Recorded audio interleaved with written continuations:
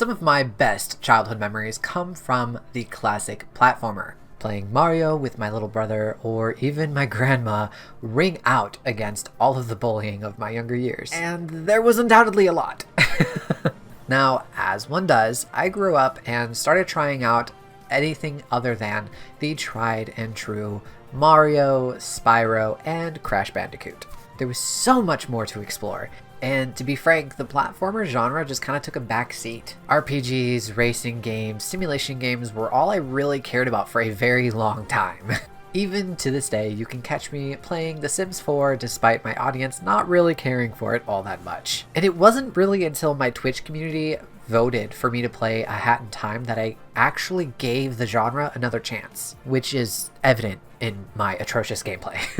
I also just think it's been a while since— fuck! Now, I had been told about A Hat in Time by my friend Deshaun, who admittedly did come over and play the game, and we streamed it at my house. However, I was more focused on getting the technology to work that I wasn't actually paying attention to anything that was happening in the game. Sorry, Deshaun. But when I was forced to actually sit down and enjoy the game, I was surprised by every little thing. The levels were fun, the colors were so bright and wonderful, the characters were incredible, and the story was pretty lackluster to say the least. But everything else carried that game through. The story being so one-dimensional didn't really matter in the long run because there's so much fun had just in what they give you. Developed by Gears for Breakfast, it was released October 5th of 2017, and it was crowdfunded. Further proof that if you put hard work, dedication, and time into anything, it'll happen. Just gotta accept the help. There are currently 5 DLC packs, one of which is the amazing soundtrack, and I highly recommend it. The soundtrack's so good. And thousands of items in the workshop, being levels, dyes, hats, badges, you name it, and it's a plethora of time for you to replay, making the cost of the game even more worth it.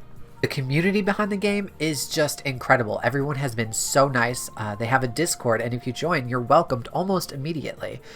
Everyone is so kind, and they're so enthusiastic about the game, which just makes you more enthusiastic when you play it. But let's get into the game itself. The game opens with Hat Girl, who is minding her own business, flying through space, as every alien girl does, and immediately you are shown the game's charm when a visitor from Mafia Town asks you what you think you're doing, and that there is a toll for all boats in Mafia Town, including in space. To which you naturally ignore him and close the door in his face. This lovely gentleman, not taking too kindly to that, breaks the window of your ship, causing a great deal of chaos. What did he think was going— oh my god, this is too cute. Though, namely the scattering of timepieces through the worlds, which just so happens to be how Hat Girl powers her spaceship. Your objective is to collect each timepiece, and in doing so, you meet Mustache Girl, a spunky fighter that wants nothing more than to take down the Mafia and kick all bad guy butt. There's a little bit more to this, of course, but I try not to spoil the full game just in case you guys haven't played it yet and would like to. But if you would like to purchase the game for yourself and enjoy it on your own, I do have a Humble Bundle partner link down in the description below. If you use this link, I do in fact get a portion, but it also goes to charity. I believe you can still choose the charity of your choice, but currently I am supporting the American Red Cross. But getting back to what makes this game so good, let's take a look at a few things here. First of all, the level designs are somehow both massive and relatively small. They're colorful and lively, and as I proved time and time again in my playthrough on Twitch, you can get lost in them while thinking you know exactly where to go. The interactions from the very beginning hold their own charm and lure you into wanting to know more about the world or the ship or wherever the location was that you were in. Within those levels, the NPCs all have quick wit and a dash of sass to them that make all the characters and the world all the more fun. What makes it even funnier is that the aesthetics are that of a children's game. Light, funny, nothing too harmful, nothing too serious. But the further you go along, the more mature some of the humor becomes. Now, it isn't anything TVMA.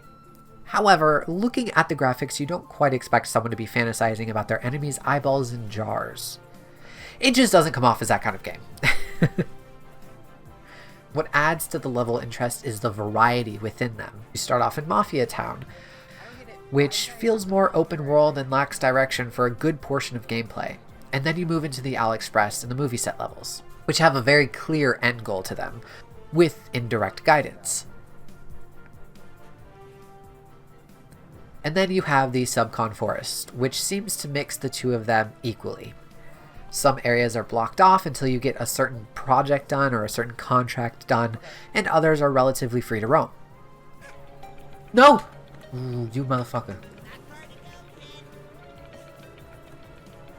You say that, but because of these excellent level designs, when you go to re-enter these worlds to gather the timepieces or just to explore and gather all of the collectibles, it doesn't feel like you have been doing the same things over and over. I know I reflect a lot about Bendy and the Ink Machine, and admittedly that is not a platformer, but if I'm honest, it's kind of the best comparison I can draw from.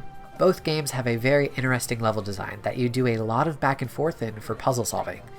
The difference is where A Hat in Time brings a sense of wonder, Bendy's levels come with a sense of boredom after only a few moments. I can only think that this is due in part to the lack of character to the level designs. There's so many things you can engage with when it comes to A Hat in Time, whereas in Bendy, it's almost like nothing is interactable. The only option you have is to progress the story, kind of forcing you into this belief that it's one-dimensional. There's nothing else here, and it's very direct. A Hat in Time, everything is interactable. You can look at different things. Everything is so interesting. You can click on almost anything, and there's just a little bit more to the world itself. It adds that character.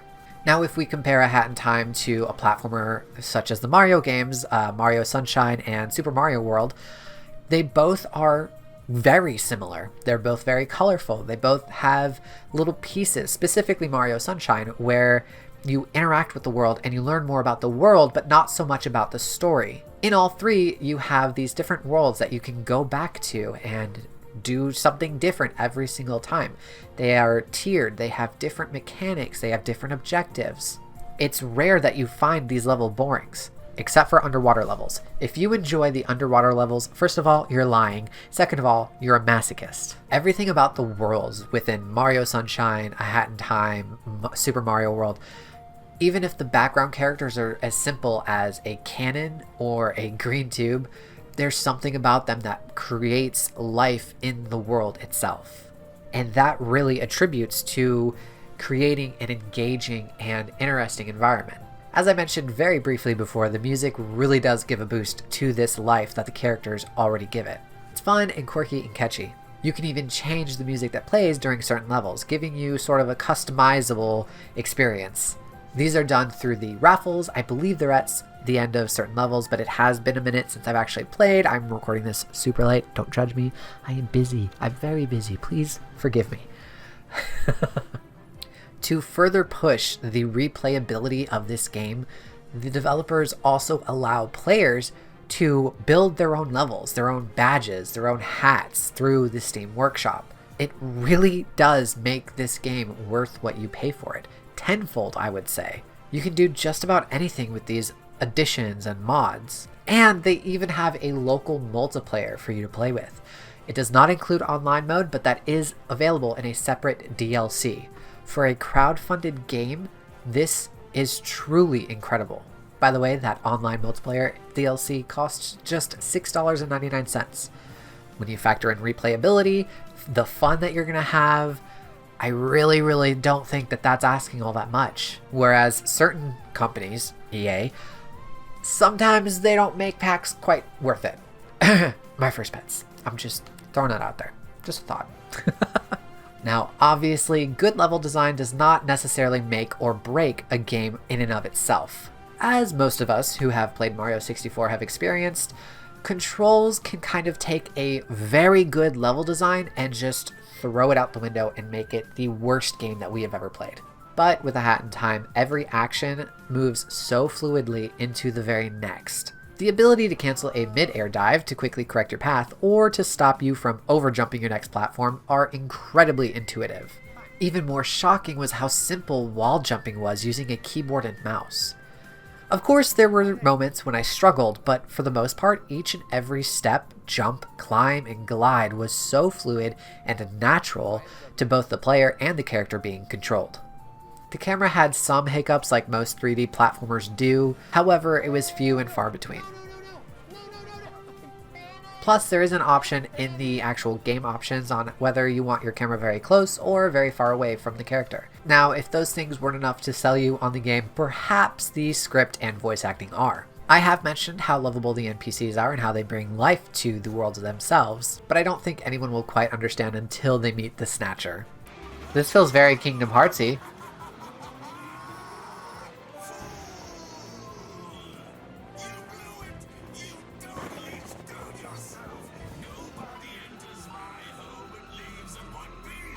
The Snatcher is easily one of my favorite and most beloved characters within the game, and it isn't hard to tell why. His lines mixed with the perfect voice acting have you wanting to know and see more despite him forcing you to sign away your soul. Technically evil, but really with a smile like that, how could you say no? We meet him in the Subcon Forest, where the colors almost directly contrast that of Mafia Town.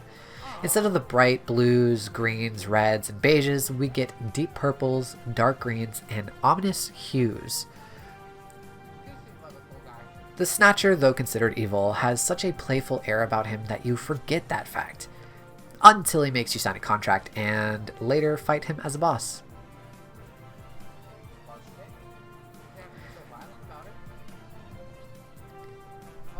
A close second favorite character of mine would be the Conductor, who we meet in the Battle of the Birds levels and get to know him through his movie-making specialties.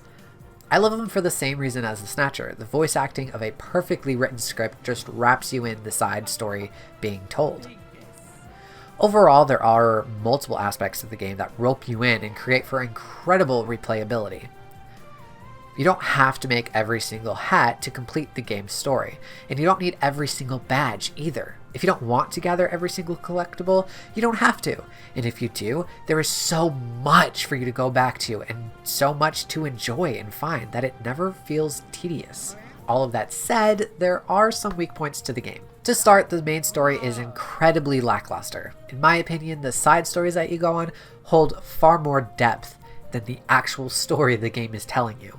I found that even learning about a heartbreaking wedding love interest in a haunted house made for an all far more interesting story than the actual main event. However, the amount of fun you're having kind of makes the story fall in the background anyways. And the fact that there's so much story, both the main story and the side quests and the side stories, in a crowdfunded indie game is incredible to me.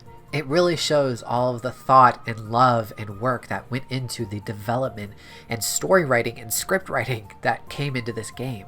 Every choice the developers made was so concise and clear and stayed true to every story they were telling. And it really made for this cohesive, excellent game. To put it all into one clean sentence, A Hat in Time is the exact reminder we needed as to what made platformer games so memorable. I'd recommend A Hat in Time to anyone that has enjoyed any Mario game or any platformer and is maybe looking for something that is going to remind them of that love or just help them relive their childhood memories. Thank you all so much for watching, and like I said before, the link for the game will be down below. Using that link, it helps me make content like this or the content on Twitch. Twitch actually paid for these fancy lights behind me, and it would just really mean a lot. You would also be supporting the American Red Cross, an amazing charity. I would love to hear your thoughts on the game down below. If you agree or disagree with anything that I said, or if you have any platformers that you would like to recommend me play. You can also find my Twitch link down below where you'll be notified if I go live. And you will find the Discord where you can vote on what I play on stream next. Thanks again for watching. Come stop by Neverland again soon.